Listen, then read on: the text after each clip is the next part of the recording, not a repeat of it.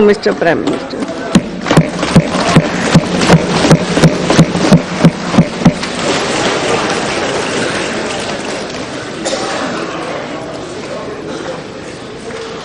आदरणीय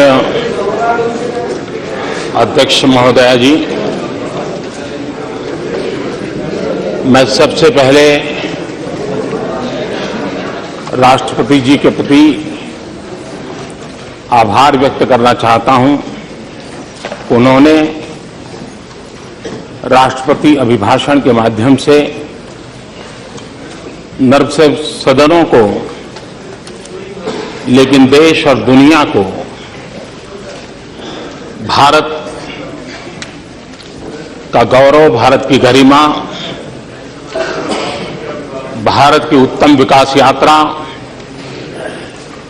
और विश्व की भारत के पास जो अपेक्षाएं हैं वो भारत के सामान्य मानवी की जो अपेक्षाएं हैं उसकी पूर्ति करने के प्रयास, उसका एक विस्तार से बयान आदरणीय राष्ट्रपति जी ने हमारे सामने प्रस्तुत किया है। मैं उनके प्रति आदरपूर्वक धन्यवाद व्यक्त करता हूं और धन्यवाद करने के लिए मैं खड़ा हुआ। सदन की इस महत्वपूर्ण चर्चा में कई आदरणीय सदस्यों ने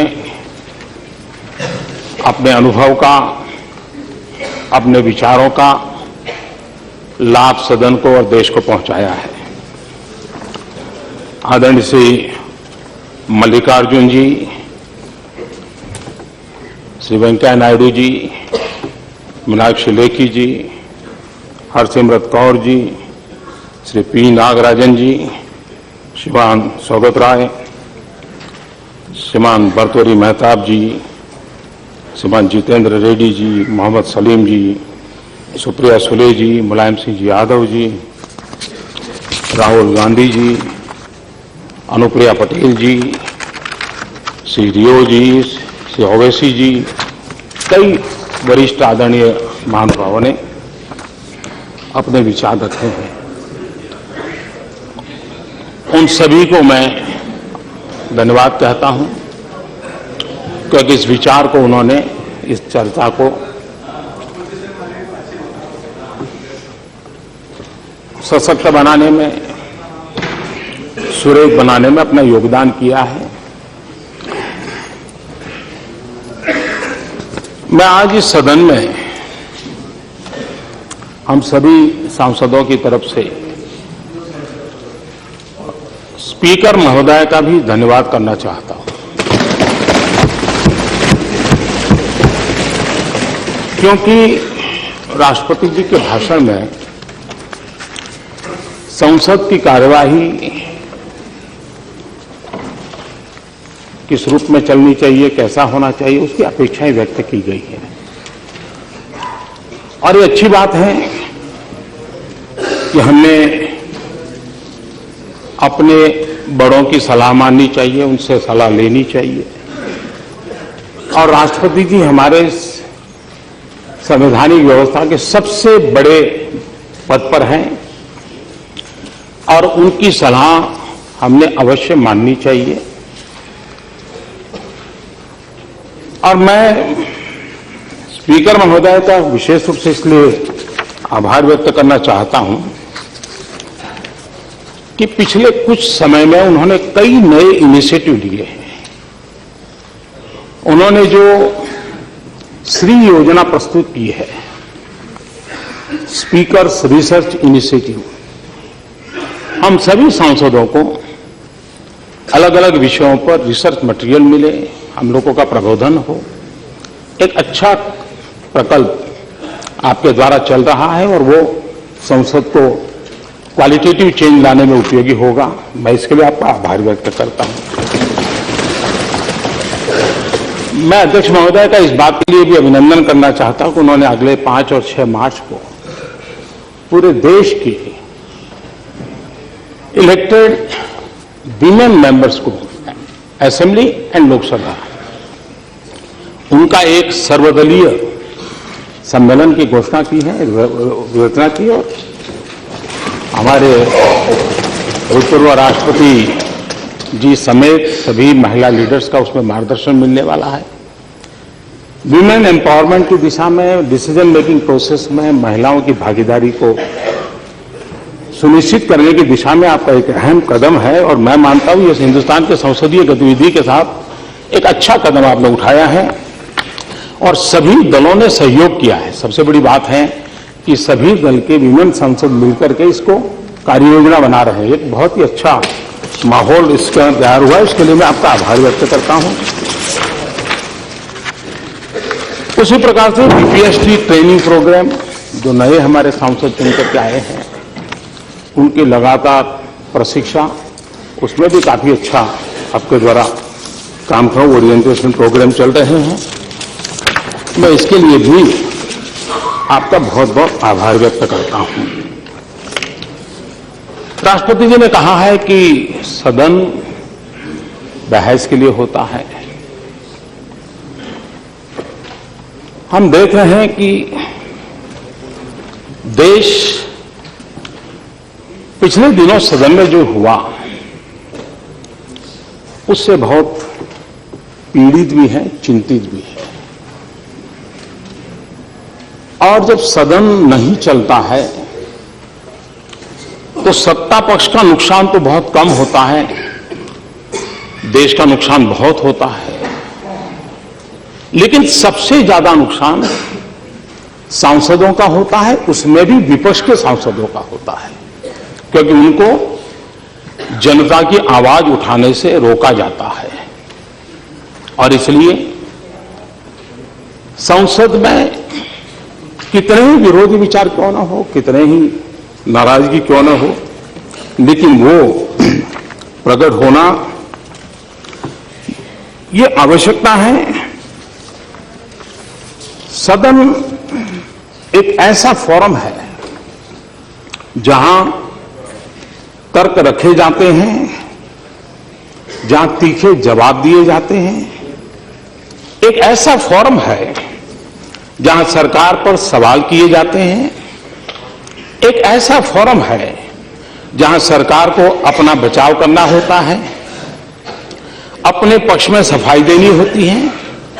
बहस के दौरान किसी को बख्शा नहीं जाता और उसकी उम्मीद भी नहीं की जानी चाहिए, लेकिन बहस के दौरान अगर सदन की गरिमा और मर्यादा बनी रहे तो हम अपनी बात और मजबूती से रख पाएंगे और साथ ही साख भी बना पाएंगे। ये उपदेश नरेंद्र मोदी का नहीं है, ये भारत के भूतपूर्व प्रधानमंत्री श्रीमान राजीव गांधी का है।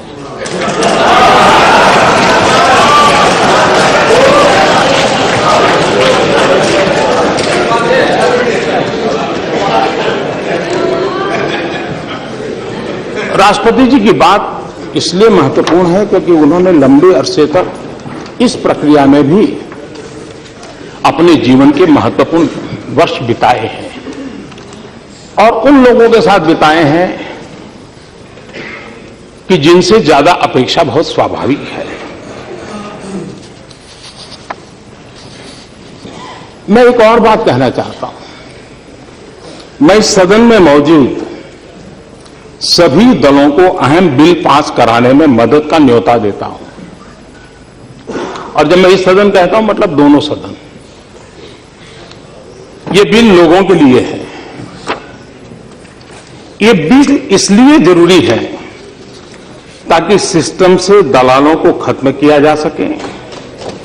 ये बिल इसलिए है ताकि जमीनी स्तर पर जिम्मेदारियां बांटी जा सके। ये बिल इसलिए है ताकि प्रशासन को जवाबदेह बनाया जा सके। ये बिल इसलिए है ताकि योजनाओं में आम जनता की भूमिका बढ़ाई जा सके, सामाजिक न्याय में, विकास में उनकी भागीदारी बढ़ाई जा सके। ये बिल इस लोकतंत्र की बुनियाद को मदद करने के लिए है। ये भी नरेंद्र मोदी नहीं कह रहा, ये भी हमारे भूतपूर्व प्रधानमंत्री श्रीमान राजीव गांधी ने कहा है और हमने बड़ों की बात माननी चाहिए।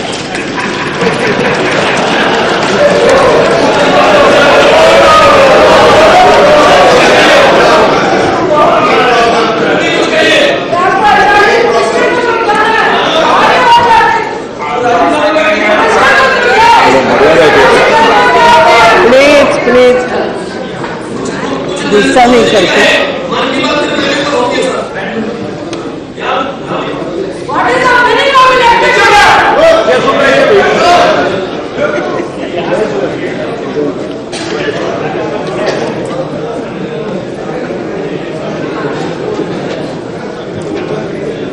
सदन को रोकने के संबंध में कुछ बातों की चर्चा जरूरी लगती है।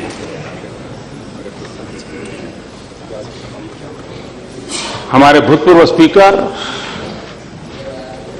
और यहाँ कुछ महानुभाव हैं जिनके वो गाइड एंड फिलोसोफर रहे लंबे अरसे तक, श्रीमान सोमनाथ चटर्जी। उन्होंने कहा कि ऐसे मुद्दों पर जिनके बारे में धारणा होती है कि वे महत्वपूर्ण है, सदन की बैठकों को रोकना पूरी तरह काउंटर प्रोडक्टिव है। दुर्भाग्य से राजनीतिक दलों में यह विचार पनपा है कि संसद की कार्यवाही में व्यवधान डालने और अंततः संसद को समय से पहले स्थगित करा देने से उस विषय का या मुद्दे का महत्व साबित हो जाएगा जिस पर विभिन्न पार्टियां विरोध कर रही हैं। संसद के कार्यों को बाधित करने को अगर देश के लोगों के खिलाफ युद्ध जैसा नहीं भी माने तो कम से कम संसदीय प्रणाली में आस्था की कमी तो मानना ही सही है। दुर्भाग्य से लगभग सभी राजनीतिक दल और यहां तक कि जो छोटे दल हैं उनका भी ऐसा ही विश्वास और नजरिया दिखाई दे रहा है। ये चिंता श्रीमान सोमनाथ जी ने भी सभी सदस्यों के सामने प्रकट की है।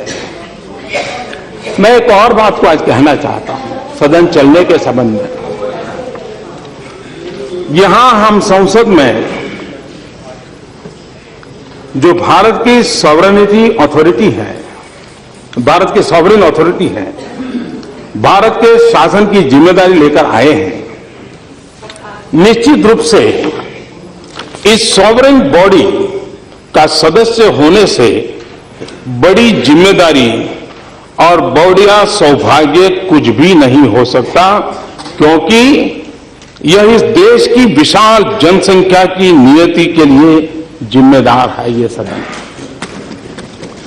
हम में से सभी को अगर हमेशा नहीं तो जीवन में कभी न कभी जिम्मेदारी का यह बड़ा एहसास जरूर हुआ होगा, और जिस डेस्टिनी के लिए हमें बुलाया गया है उसे हमने महसूस जरूर किया होगा।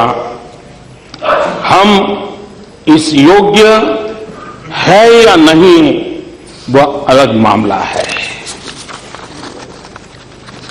अतः इन 5 वर्षों के दौरान हम अपने कार्यों में न केवल इतिहास के किनारे खड़े रहें बल्कि कभी कभी हम इतिहास बनाने की प्रक्रिया में भी शामिल हुए। ये बात सांसदों के संबंध में इतनी ऊंची कल्पना हमारे प्रथम प्रधानमंत्री आदरणीय पंडित जवाहरलाल नेहरू जी ने 1957 में व्यक्त की थी। तब तो हम में से कोई नहीं थे, हम में से कोई नहीं था उस समय भी ये चिंता हम में से, और हमारे दल के तो कोई नहीं थे उस समय ये बात आपने कही थी। मैं इसलिए कह रहा हूं क्योंकि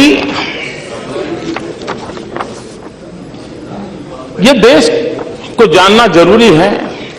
इसी लोकसभा में हो हल्ले के बीच आपकी दृढ़ता के कारण, आपके उच्च मनोबल के कारण कुछ बिल पास हुए, लेकिन वे आगे नहीं पहुंच पाए। नेशनल वाटरवे बिल, हमारे यहां जल शक्ति का कितना सामर्थ्य है, कितना उपयोग है, पानी बह रहा है, उसके लिए सरकार एक योजना लेकर के काम करना चाहती है। उसको रोक करके देश का क्या भला कर रहे हैं। मैं चाहूंगा कि जब राष्ट्रपति जी ने अपने अभिभाषण में इस बात को कहा है, उसी प्रकार से whistle blower protection amendment bill, ये वो विषय है जो हम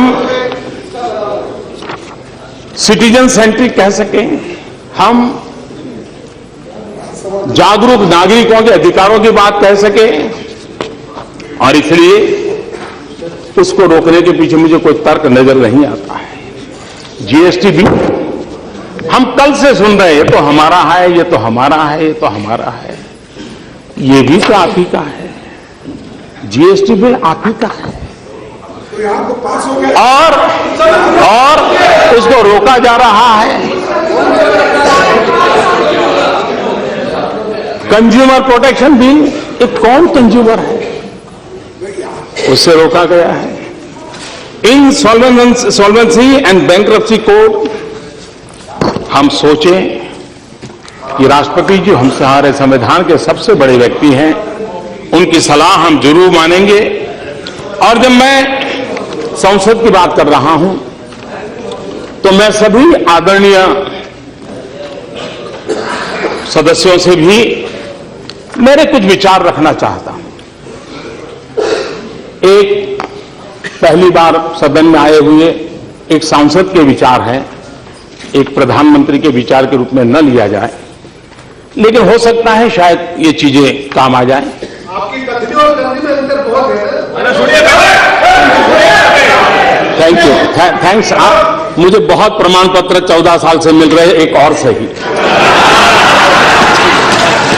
मैं आपका बहुत आभारी हूं और सर झुका करके आपका आदर करता हूं। मेरा एक सुझाव है,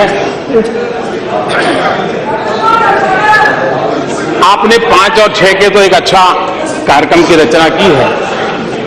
इस बार 8 मार्च को हमारा सदन चलता होगा, अंतर्राष्ट्रीय महिला दिवस है।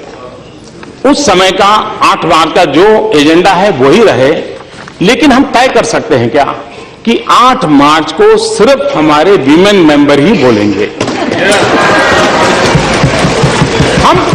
हम हमारे संसदीय गतिविधि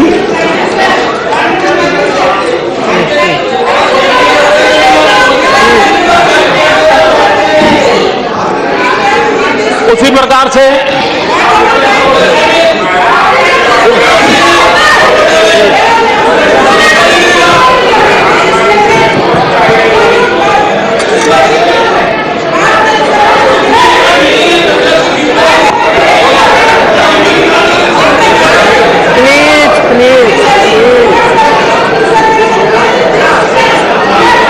उसी प्रकार से हम बहुत समय, हमारे समय ऐसा था, आपके समय ऐसा है, आप ऐसे हैं, हम वैसे हैं, ये हम करते रहते हैं। और देश को अब हमारे विषय में पूरा पता है, इसलिए देश को कोई तकलीफ नहीं। हम सब कौन हैं, कहां खड़े हैं, क्या सोचते हैं, देश पूरी तरह जानता है। लेकिन क्या, मैं सभी वरिष्ठ महानुभाव से मार्गदर्शन चाहूंगा कि क्या हम वर्ष में 2 सत्र के समय या एक सत्र तय करें। उस पूरे सत्र के दरमियान एक वीक ऐसा हो कि जिस वीक में सिर्फ जो फर्स्ट टाइमर एमपी है उन्हीं को बोलने के लिए निमंत्रित किया।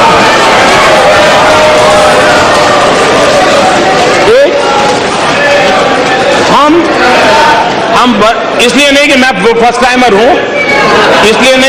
टाइमर हूं, लेकिन हमें एक ताजगी भरी हवा इस सदन में विचारों की आवश्यकता मुझे महसूस होती है।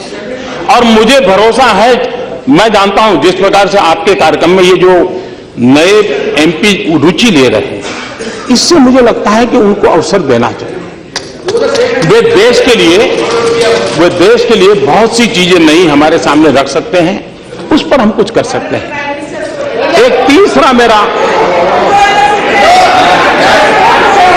प्लीज एक ऐसा इट इज नॉट प्रॉपर तीसरा मेरा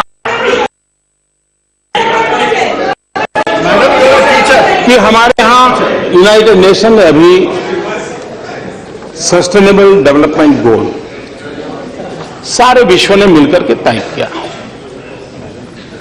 हमारी सुषमा जी ने उसके लिए बहुत अच्छा शब्द दिया, टिकाऊ विकास लक्ष्य। हिंदी में उन्होंने अच्छा उसका ट्रांसलेशन किया, सस्टेनेबल। ये तय होता है, सरकारें जाती हैं, अपना व्यू रखती हैं। क्या कभी सदन के सभी लोग सैटरडे को एक दिन ज्यादा बैठे कभी, और एक सत्र के दरमियान 1 या 2 दिवस हम सब मिलकर के अंतर्राष्ट्रीय जगत में जो सस्टेनेबल डेवलपमेंट गोल तय हुए उसमें भारत की जो भूमिका है उसको चरितार्थ करने के लिए क्या कर सकते हैं, हम कोई बहस कर सकते हैं। हमारे अपने एजेंडा के काम है बहुत, लेकिन कोई पल हो जिसमें कोई राजनीति हो, सिर्फ राष्ट्रनीति, सिर्फ मानवतावाद, इसको लेकर के कुछ कर सकते हैं क्या? मैं आशा करूंगा कि इस पर सोचा जाए। उसी प्रकार से मैं 3 विषयों को या 3 और बातों को आज आपके सामने प्रस्तुत करना चाहता हूं। सरकार ये हो या सरकार वो हो, लेकिन ये बात न माननी पड़ेगी, भले शिक्षा ये राज्यों का विषय हो, लेकिन हमारी प्राथमिक शिक्षा का स्तर ये बहुत ही चिंता का विषय है, पीड़ा का विषय है। अगर हमारे देश की इन बालकों की जिंदगी पर हम ध्यान नहीं देंगे तो क्या होगा? उसी प्रकार से हम एनवायरमेंट, ग्लोबल वार्मिंग, COP21 ये सब करें, जरूर करेंगे, लेकिन पानी ये हमारे सामने एक बहुत बड़ा सामाजिक जिम्मेवारी का काम है। उसी प्रकार से एक विषय जिससे हम सब लोग डरते हैं, डरने के कारण भी हैं, मैं उसकी गहराई में जाना नहीं चाहता, लेकिन न्याय में विलंब न्याय न देने के बराबर ये हम सब बोलते हैं। आज भी हमारे लोअर कोर्ट में इतनी पेंडेंसी है, क्या कभी सदन में बैठ के हम उसके रास्ते क्या हो, कैसे उपाय निकालें? इस प्रकार के 1-2 विषय हम तय करें और 6 महीने के पहले तय करें। हम एक्सपर्ट लोगों के पेपर्स मंगवाए, पेपर सर्कुलेट करें और बहुत ही क्वालिटेटिव बहस करके उसमें से कोई एक्शनेबल पॉइंट हम निकाल सकते हैं क्या? और वो इस सदन की मालिकी होगी, किसी सरकार की नहीं होगी। सरकार को गौरवगान करने के लिए नहीं होना चाहिए। इस सदन में यहां भी बहुत अनुभवी लोग बैठे, बहुत अनुभवी लोग बैठे, और इसलिए ऐसा एक सामूहिक चिंतन हो। और मुझे मालूम है सतपति जी ने पिछली बार एक अच्छा विषय रखा था कि क्यों न एक दिन सदस्यों का हो। मैं उसी बात को थोड़ा और स्ट्रक्चर वे में आज प्रस्तुत कर रहा हूं। मूल ये विचार मेरे मन में सतपति जी का भाषण सुना तब आया था और इसलिए मैं चाहूंगा कि हम अगर इन चीजों को कर सकें तो शायद होगा। कभी कभी सदन को रोकने के संबंध में या हो हल्ला कर करके काम में रुकावटें करने से एक सार्वजनिक चर्चा होती है, ये होती है कि हम लोग कहेंगे देखो सरकार को काम नहीं करने देते, वो कहेंगे कि देखो सरकार हमको सुनती नहीं है। किसी को लगता है देखो हमने दिखा दी हमारी ताकत, भले हम कम हैं लेकिन हम, ये सब चल रहा है। लेकिन एक और बात है जिस पर ध्यान देने की आवश्यकता है, ये सदन क्यों नहीं चलने दिया जाता है? इसलिए नहीं कि सरकार के प्रति रोष है, एक इंफीरियरिटी कॉम्प्लेक्स के कारण नहीं चलने दिया जाता, क्योंकि विपक्ष में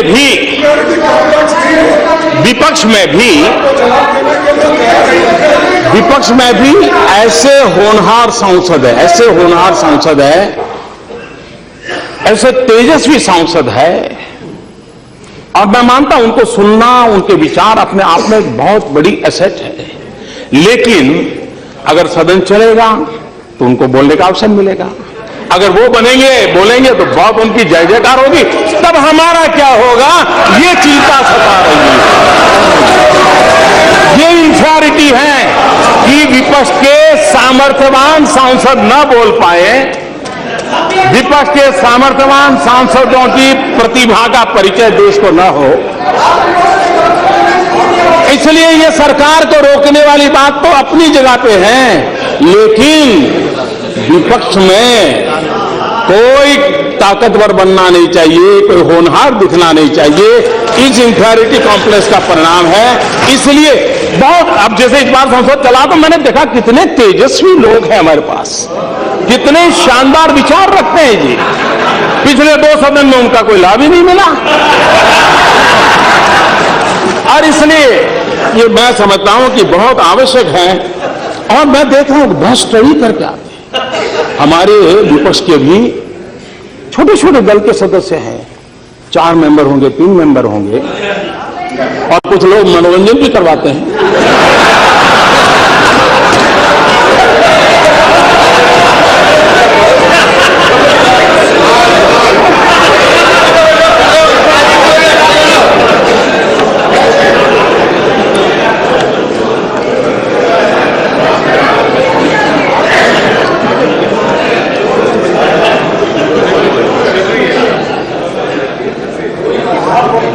मेरे मन में जब मैं कुछ पढ़ता रहता हूं तो कुछ बातें अच्छी लगती हैं। हम लोग किसी की मजाक नहीं उड़ानी चाहिए। मेक इन इंडिया की मजाक उड़ा रहे हैं ना, मेक इन इंडिया की मजाक उड़ा रहे हैं। ये मेक इन इंडिया देश के लिए है। हाँ, सफल नहीं हुआ तो सफल होने के लिए क्या करना चाहिए, सफल होने में क्या कमियां हैं उसकी चर्चा होनी चाहिए। लेकिन मैं एक बात कहना चाहता हूं, और मुझे लगता है जाने ऐसा क्यों है कि हम लोग अपने देश की इमेज ऐसे बनाते हैं जैसे हम भीख का कटोरा लेकर के निकले हो, और जब हम खुद ऐसा कहते हैं तो दूसरे लोग यही बात और ज्यादा चिक करके कहते हैं और ज्यादा मजबूती से कहते हैं। ये मैं नहीं कह रहा हूं, श्रीमती इंदिरा गांधी कह रही है।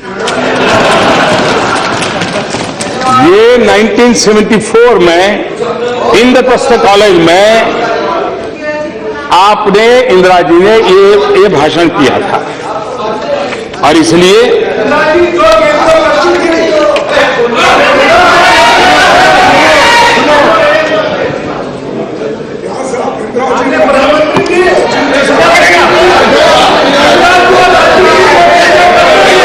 ये भी बात है कि हम कोई भी नई योजना लाए, नई तरीके से लाए, तो कुछ लोगों को उम्र तो बढ़ती है लेकिन समझ नहीं बढ़ती है, तो समझने में बड़ी देर लगती है। कुछ लोगों का ऐसा रहता है, और इसलिए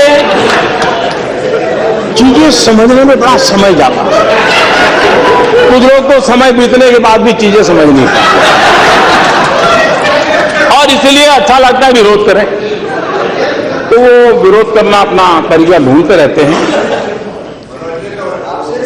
और इसलिए मैं एक पीड़ा कहना चाहता हूं, हमारे देश में बहुत सी दिक्कतें हैं, ज्यादातर ऐसी है जो बहुत पुरानी है। गरीबी, पिछड़ापन, अंधविश्वास, कुछ गलत परंपराएं, कुछ समस्याएं विकास और तरक्की के साथ भी आई हैं। लेकिन इस देश की सबसे बड़ी चुनौती है तेजी से हो रहे बदलाव का विरोध।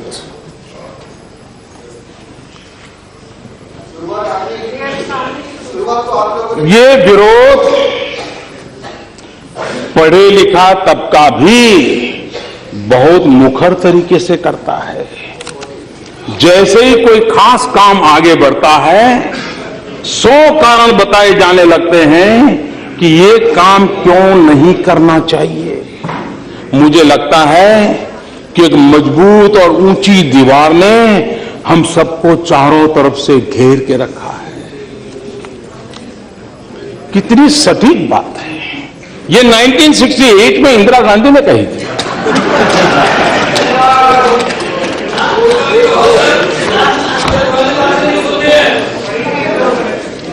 यहां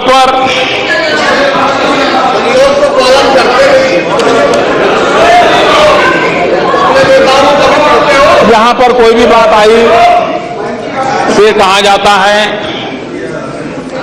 कि ये तो हमारे समय का है, ये तो हमारी देन है।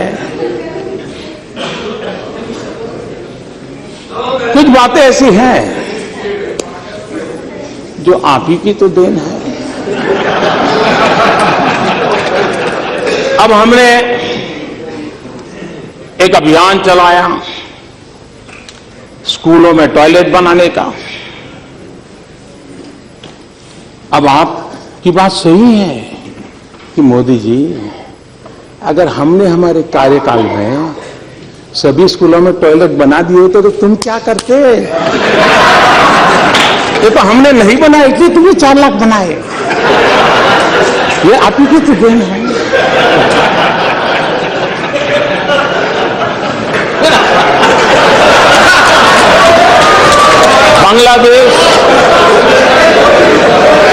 बांग्लादेश की सीमा का विवाद, इतने दशकों के बाद बांग्लादेश सीमा का विवाद सुलझा। आप कह सकते हैं देखो, हमने अगर हमारे कार्यकाल में कर दिया होता तो मोदी तुम्हारा अचीवमेंट कहां होता है? तो तुम्हारे लिए हमने छोड़ के गए थे, आप ही को देने। अब आप ही की तो देना है। 18,000 गांव, 18,000 गांव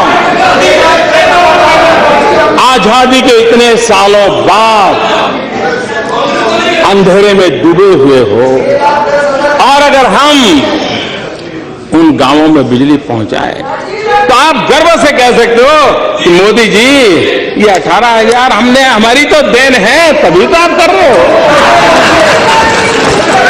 और इसलिए ये आप ही की देन है, इसका मैं कोई इनकार नहीं कर सकता। 60 साल के आपके ही कारोबार का ये परिणाम है, इसका कोई इनकार नहीं कर सकता है। और इसलिए कभी कभी बड़े गर्व के साथ मनरेगा की चर्चा होती है, मनरेगा की चर्चा होती है। ज्ञान देने की जरूरत नहीं है। मैं जरा कहना चाहता हूं, इसका इतिहास 50 साल पुराना है, लेकिन उसके पहले भी राजे रजवाड़ों के जमाने में भी ऐसी कुछ न कुछ बातें चलती थी। आप देखिए 1972 महाराष्ट्र की रोजगार गारंटी योजना 1972 में आई। 1980 में national rural employment programme NREP, in 1980 में उसका रिकॉम्बिनेशन हुआ। 1983 में rural landless employment guarantee programme RLEGP, ग्रामीण भूमिहीन रोजगार गारंटी कार्यक्रम आया।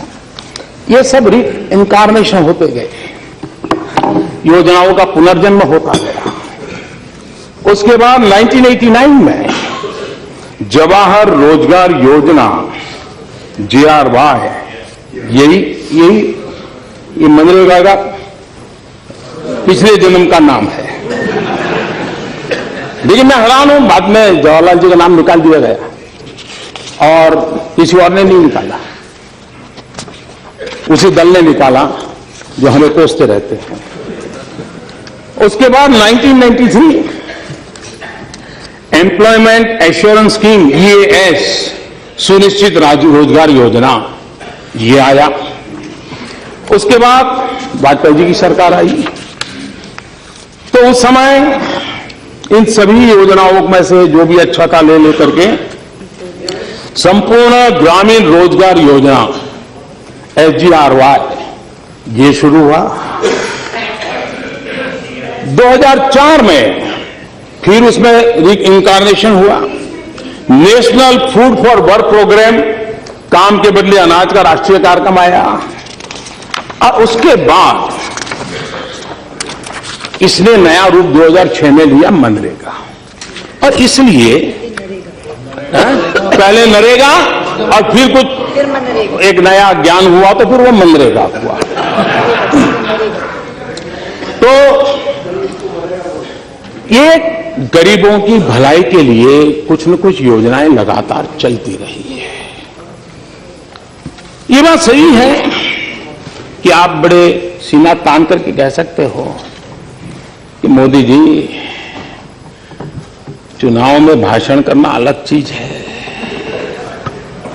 तुम कहते हो गरीबी हटाओगे, लेकिन तुम्हें मालूम नहीं हम कौन है। अरे हमने गरीबी की जड़ें इतनी जमा दी हैं, इतनी जमा दी। मोदी तुम उखड़ जाओगे लेकिन उखड़ से उखाड़ नहीं पाओगे। ये बात सही है कि मुझे यहां आने के बाद पता चला कि इतनी जड़ें जमाई हैं आपने, इतनी जड़ें जमाई हैं आपने। और इसलिए मैंने पिछली बार भी कहा था, इस बात का कोई इनकार नहीं करेगा कि इस देश के 60 साल के कार्यकाल में अगर हम गरीबों का भला कर पाए होते तो आज मेरे देश के गरीबों को मिट्टी उठाने के लिए गड्ढा खोदने के लिए मजबूर नहीं होना पड़ा। ये हमारा सफलता का स्मारक नहीं है, ये हम सबको स्वीकार करना होगा। और इसलिए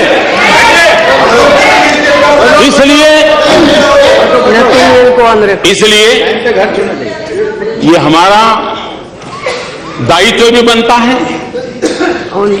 कि ये जो क्रमिक विकास चला है इस योजना का, उसको और अच्छी बनाए और उस जिम्मेवारी को निभाने का हम प्रयास कर रहे हैं। लेकिन ये बात स्वीकार करनी होगी कि हम उस हालत पर देश को लाए हैं, इवन स्किल लेवल को भी अनस्किल होने में मजा आने लगा है। और इसलिए मैं जब कहता हूं कि हमारी विफलताओं का स्मारक है, इसका मतलब यही है कि गरीबी न होती तो इस नरेगा या मनरेगा की जरूरत नहीं होती। लेकिन ये सच्चाई है और मैंने आकर के देखा कि ऐसी गरीबी की जड़ों को जमा दिया गया है तो उसको उखाड़ फेंकने के लिए मुझे भारी मेहनत करनी पड़ रही है। और उसके लिए हम अभी जो फिलहाल जो योजना चली है उसमें जो कमियां हैं उन कमियों को कैसे दूर करना, उसकी दिशा में हम प्रयास कर रहे हैं। मैं आज आदरणीय खड़गे जी ने कहा था कि मनरेगा में भ्रष्टाचार बहुत है। मैं आपके साथ 1000% सहमत हूं, मुझे इसका कोई विरोध नहीं है। आप 2012 के CAG की रिपोर्ट को देख लीजिए, क्या ऑब्जर्वेशन किए हैं, कैसे भ्रष्टाचार ने इसके साथ जड़ें जमा दी हैं, कैसे गरीबों के नाम पर रुपये लूटे जा रहे हैं, इसकी उसमें चर्चा है। 2012 के CAG रिपोर्ट में चर्चा है। और इसलिए हमने उसमें से कुछ सीखने का प्रयास किया है और हम बहुत कुछ सीखना चाहते हैं और सीखने का प्रयास करके उसमें जो चीजें थी उसमें से बाहर निकाल करके फुल प्रूफ कैसे बने, जरूरतमंदों को कैसे मिले, उस पर काम करेंगे। CAG ने एक बहुत बड़ा ऑब्जर्वेशन किया है और वो चौंकाने वाला है। हमारे देश में जिन राज्यों को हम गरीबों की श्रेणी में गिनते हैं, जहां गरीबों की संख्या ज्यादा है, सीएजी ने लिखा है कि जहां गरीबों की संख्या कम है और कुल मिलाकर के शासन व्यवस्था थोड़ी सुचारू रूप से चली है, ऐसे राज्यों में मनरेगा का मैक्सिमम उपयोग हुआ है। लेकिन जहां सचमुच में गरीबी है, जहां सबसे ज्यादा जरूरत है, वहां इसका कम से कम उपयोग हुआ है। मतलब ये गरीबों को टारगेट करके पहुंचाने में हम उतने सफल नहीं हुए हैं। और इसलिए हमारी दायित्व बनता है कि हम इसको और अधिक परफेक्ट कैसे बनाएं, ताकि जिन राज्यों में गरीबों की संख्या की मात्रा ज्यादा है, जिस राज्यों की गरीबी ज्यादा है, ये उस तरफ कैसे जाए। समृद्ध राज्यों की क्षमता है इन सारी चीजों को व्यवस्था में पहने। हमने उस दिशा में कोशिश की है कि ऐसे राज्यों को ये कैसे पहुंचे। हमने जैम योजना के साथ जनधन, आधार एंड मोबाइल, ये पैसे डायरेक्ट बेनिफिशियरी को पाई, उसकी दिशा में बड़ा अभियान चलाया है। तो उसके कारण बिचौलियों की संख्या नष्ट करने में शायद हमें सफलता मिलेगी। और इसलिए मैं समझता हूं कि ये जिस मनरेगा का हम इतनी बड़ी तारीफ करते हैं, सीएजी ने कहा है कि 7 साल के बाद भी 5 राज्य ऐसे थे जिन्होंने रूल्स भी नहीं बनाए। और दुख इस बात का है कि उन 5 राज्यों में 4 वो थे जो इस मनरेगा के गीत गाते हैं, कि जिन्होंने 7 साल के बाद भी रूल्स नहीं बनाए थे। और इसलिए इवन यूनियन टेरिटरीज, उसमें भी ये कठिनाई ध्यान में आई है। उसी प्रकार से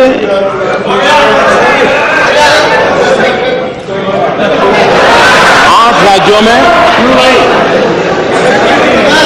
4 ब्लॉक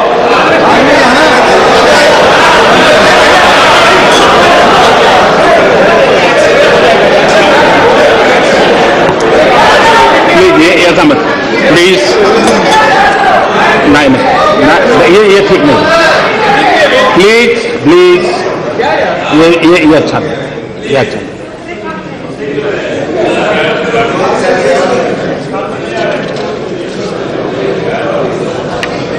इतना ही नहीं, 100 दिन का हमारा लक्ष्य हम कभी भी पूरा नहीं कर पाए।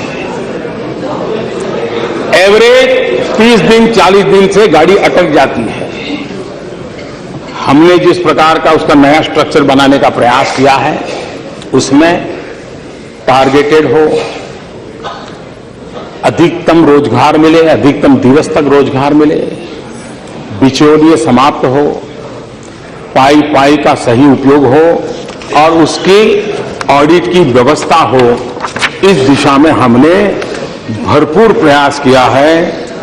और इसलिए मुझे विश्वास है आज श्रमिकों के बैंक डाकघर खातों में सीधे अंतरण के इलेक्ट्रॉनिक तरीके से ये पैसे जाते हैं। 94% श्रमिकों को इसी माध्यम से भुगतान करने की दिशा में हम आगे बढ़े हैं।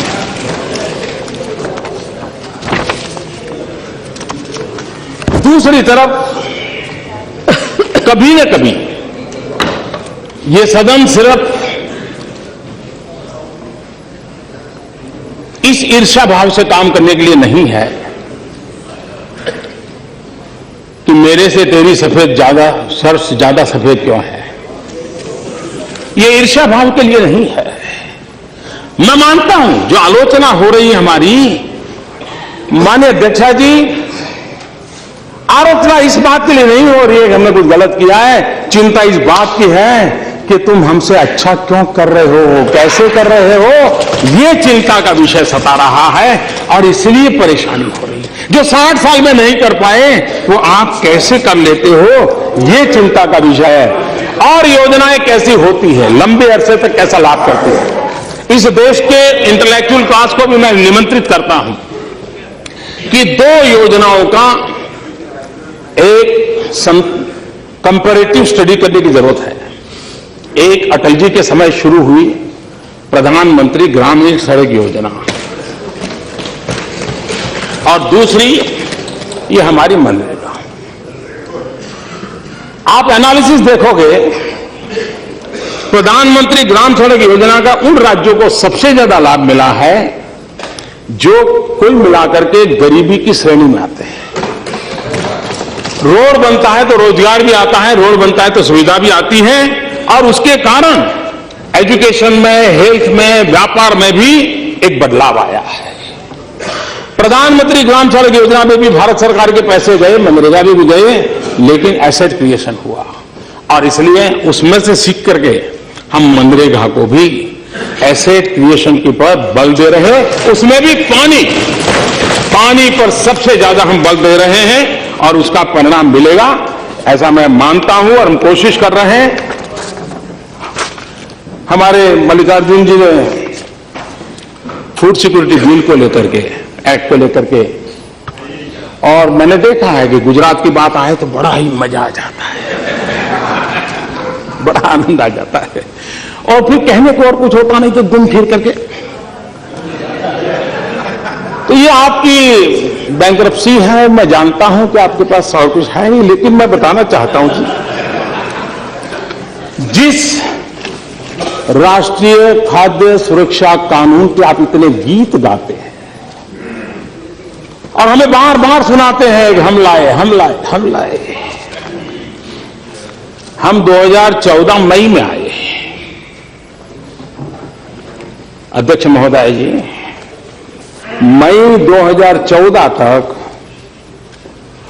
सिर्फ 11 राज्यों ने हड़बड़ी में उसमें जो अपेक्षाएं थी ऐसी किसी व्यवस्था को पूर्त किए बिना कागज पर लिख दिया था कि स्वीकार करें। जिस बात को लेकर के हम इतनी बातें करते हैं उसकी ये दुर्दशा थी। इतना ही नहीं, आज मैं अभी जो खड़ा हुआ हूं ना, तब की मैं बात बताना चाहता हूं। आज भी 4 राज्य ऐसे हैं, कुल 8, 4 राज्य ऐसे हैं जिसमें आज भी ये फूड सिक्योरिटी एक्ट का नामो निशान नहीं है, और उसमें आपके द्वारा शासित राज्य है केरल, मिजोरम, मणिपुर, अरुणाचल प्रदेश, और इसलिए गुजरात ने अब कर लिया, और उन्होंने जिन बारीकियों को पूरा किया है जरा स्टडी करने जाना चाहिए। आपने जाना, आपकी एक पूरी टीम भेजिए। आप केरल में चुनाव में जा रहे हो, आप ताम झाम से बातें कर रहे हो, केरल की जनता आपसे जवाब मांगेगी कि आपने ये जिस एक्ट को लेकर के इतनी बड़ी बातें की, केरल उस एक्ट से वंचित क्यों रखा है, अरुणाचल प्रदेश क्यों रखा था, मिजोरम क्यों रखा था, मणिपुर क्यों रखा था। 8 राज्य बाकी, उसमें 4 राज्य आपके हैं, और इसलिए मैं कहना चाहता हूं कि हम कहते बहुत हैं, लेकिन कभी कभी आप सभी महानुभाव, जब प्रधानमंत्री फसल बीमा योजना की बात आई थी तो जब वेंकैया जी बोल रहे थे तो हमारे सौगत राय जी खड़े हो गए थे। वैसे वो फटाफट खड़े हो जाते हैं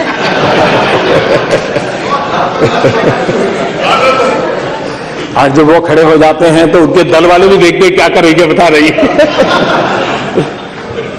सौगत राय जी ने कहा कि भाई ये किसान फसल बीमा योजना है, प्रधानमंत्री फसल बीमा योजना, ये तो सिर्फ 45 डिस्ट्रिक्ट के लिए है। तो एक जानकारी मैं कहना चाहता हूं सौगत राय, ये 1 अप्रैल से देश के सभी गांव, सभी किसानों के लिए लागू होगा। लेकिन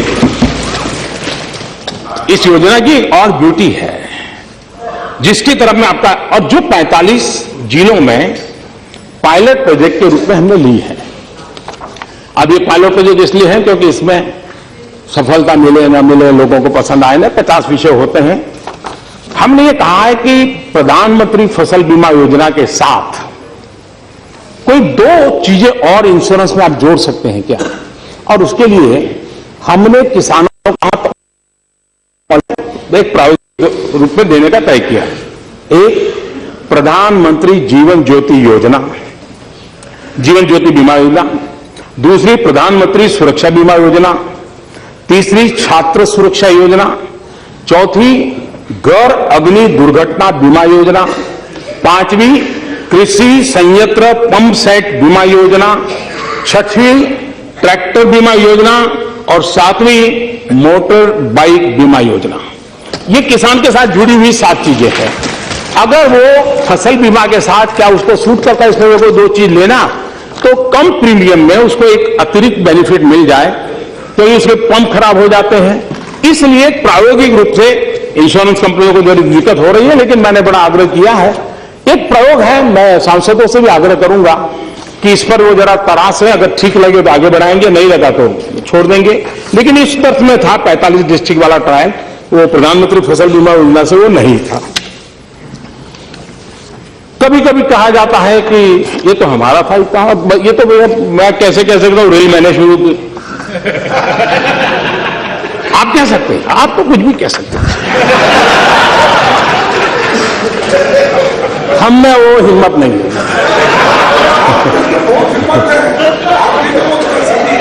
और इसलिए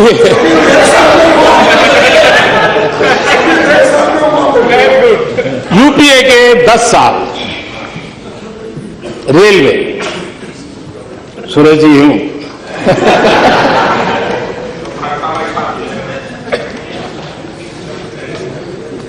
औसत सालाना खर्च रेलवे के डेवलपमेंट के लिए 9,291 करोड़ रुपीस।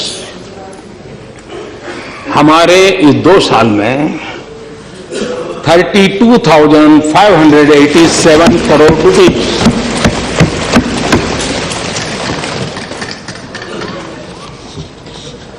प्रति वर्ष औसत लाइनों का कमीशनिंग, हमने लाइनें कितनी बिछाई? यूपीए 1 एवरेज है 1,477 किलोमीटर। यूपीए 2 थोड़ा सुधार हुआ, 1,520 किलोमीटर। NDA 2,292, round about 2,300। काम कैसे होता है, गति कैसे लाई जा सकती है, एक परफॉर्म करने वाली सरकार कैसी होती है, संसाधन यही थे, रेल की प्रक्रिया वही थी, डिपार्टमेंट वही थे, मुलाजिम वही थे, कानून व्यवस्थाएं वही थी। ये जीता जागता उदाहरण, और मैं हर क्षेत्र में ये दिखा सकता हूं। लेकिन राष्ट्रपति जी के भाषण के संदर्भ में और अधिक न कहते हुए मैंने ये कहा है, एक विषय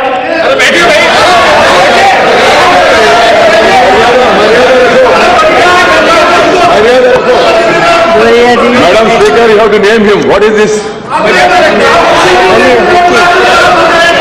Nothing will go on record. Buriya ji का yes, please.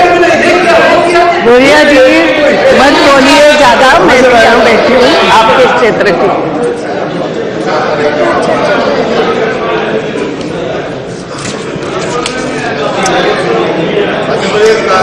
आदरणीय अध्यक्ष महोदया, एक बात हमेशा ही चर्चा में रहती है फाइनेंस के संबंध में,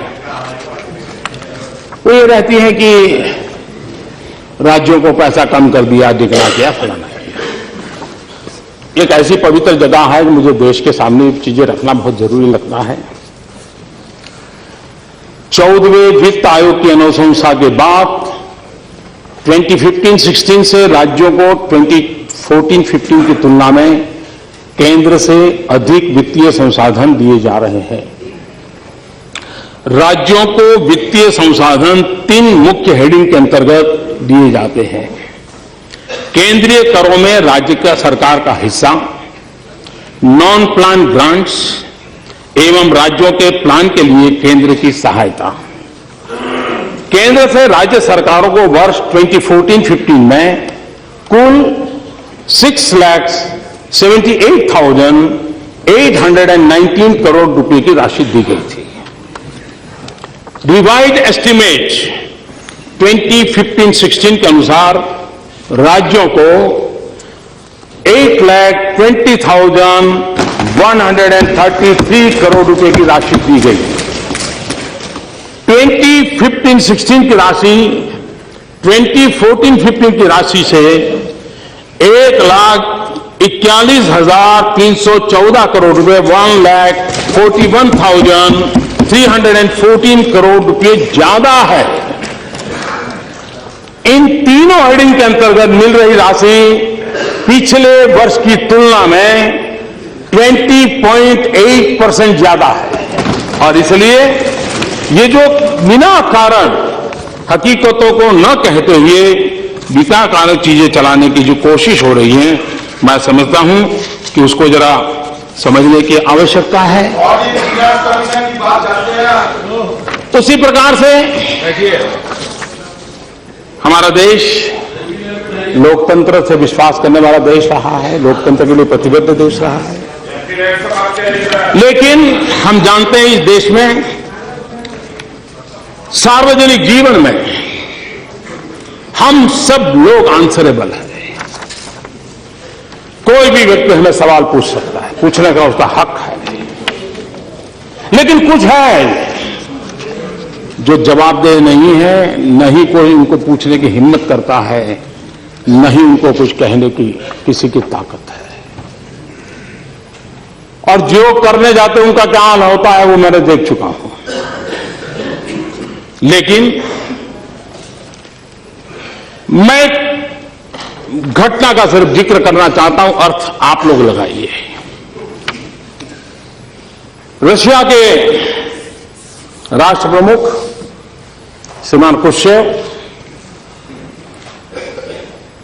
जब स्टालिन की मृत्यु हो गई,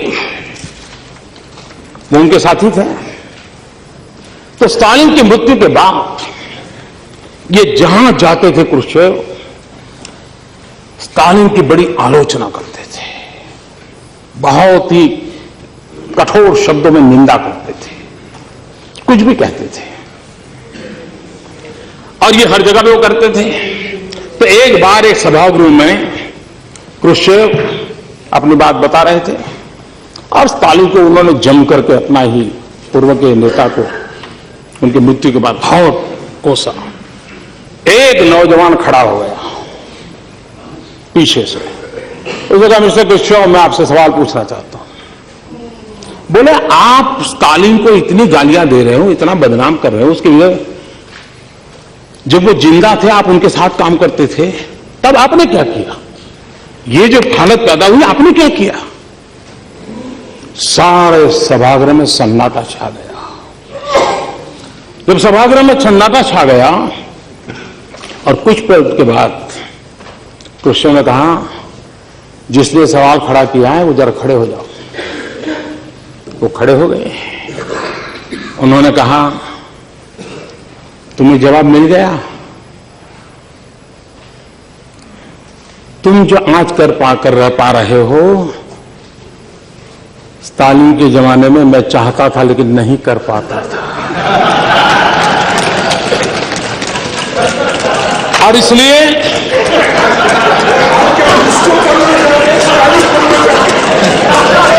इसको समझने में देर लगेगी, लेकिन इसमें कोई बादाम काम नहीं आएगी। आपको तो शायद थोड़ा समझ आ जाएगा, औरों के लिए मैं नहीं कह सकता। हमारे यहां कभी कभी शास्त्रों में, लोकोक्तियों में कई बातें बड़ी अच्छी कही जाती है और उसमें पर उपदेश कुशल बहु तेरे जे आचर ही ते नर न घनेरे। दूसरों को उपदेश देने की कुशलता वाले तो बहुत सारे लोग हैं, परंतु जो खुद वैसा आचरण करे वैसे लोगों की संख्या बहुत कम है। मैं लगातार आप सबके जरा उपदेश सुनता रहा हूं, सलाह सुनता रहा हूं, आलोचना झेलता रहा हूं, आलोचना से ज्यादा आरोप सह रहा हूं। ये सब चल रहा है और मुझे क्या हुआ है कि 14 साल के काम काफी कुछ मैं इससे जीना सीख चुका हूं, इससे जीना सीख चुका हूं।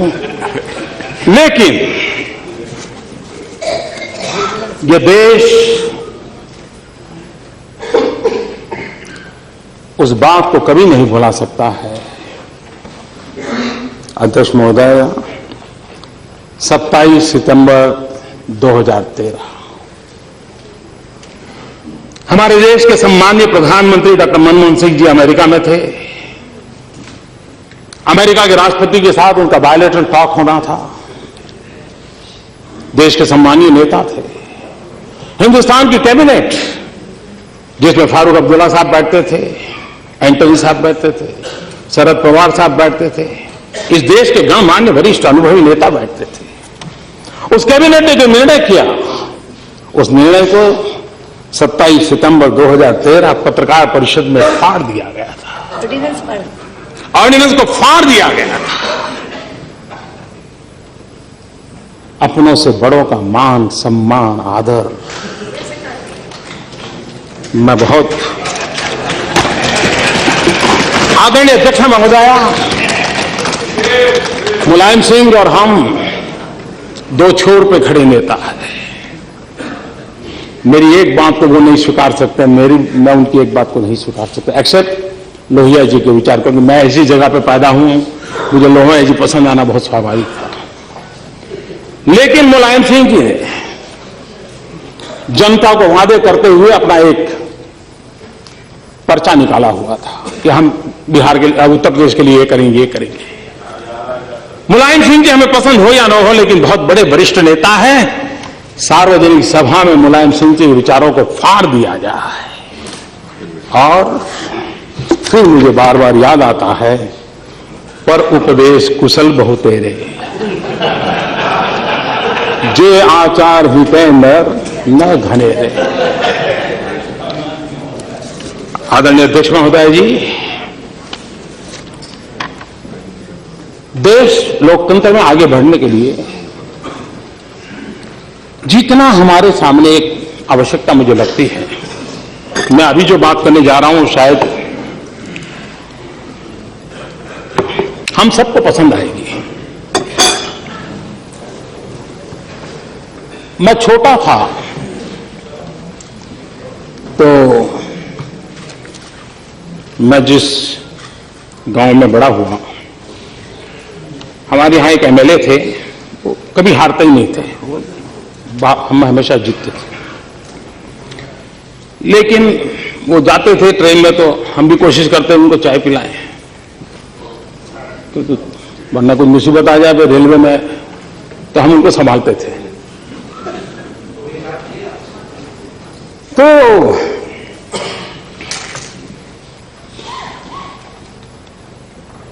हम देख रहे थे कि हमारे देश में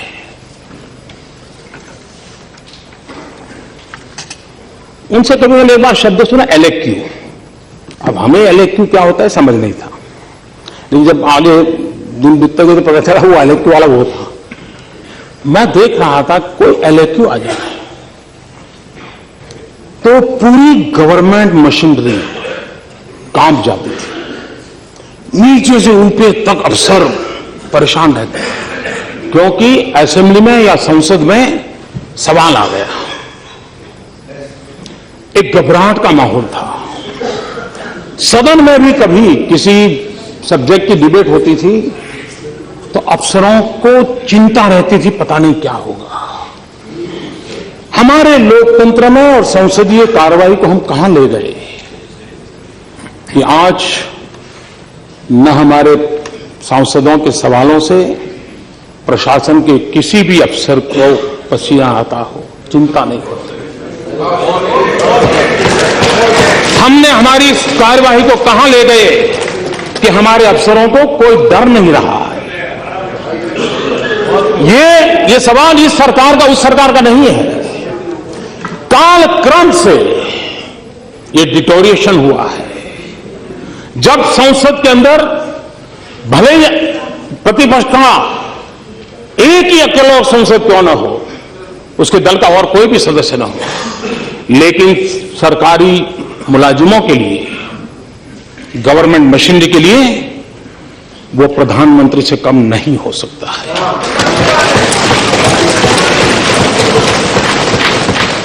लेकिन आज मैं चाहता हूं हम लोग तय करें,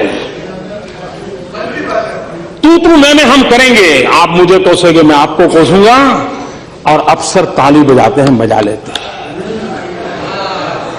ये लंबे अरसे की बीमारी आई है। इस सदन में विपक्ष का शब्द की उनके लिए महत्वपूर्ण है। एक जनप्रतिनिधि है, ये देश के लोग हैं। ये स्थिति लानी है तो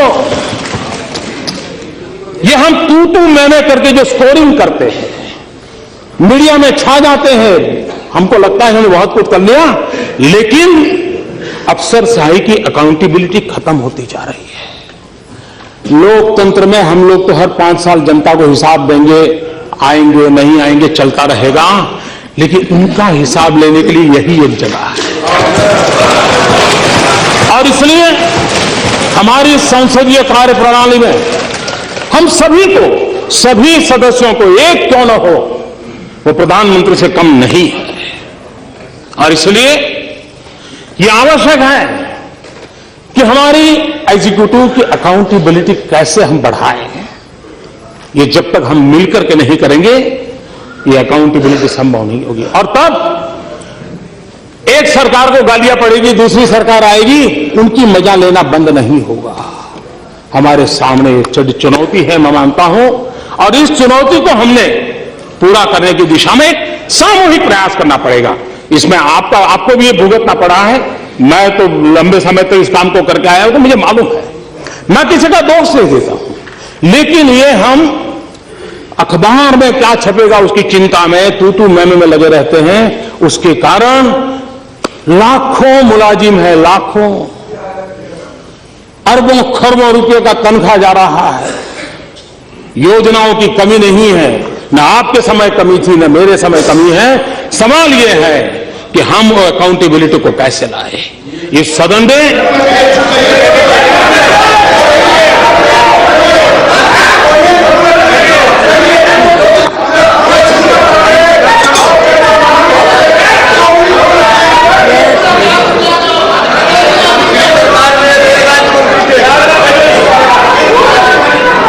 एक और बात है, भारत जैसे लोकतंत्र में हम देश के नागरिकों को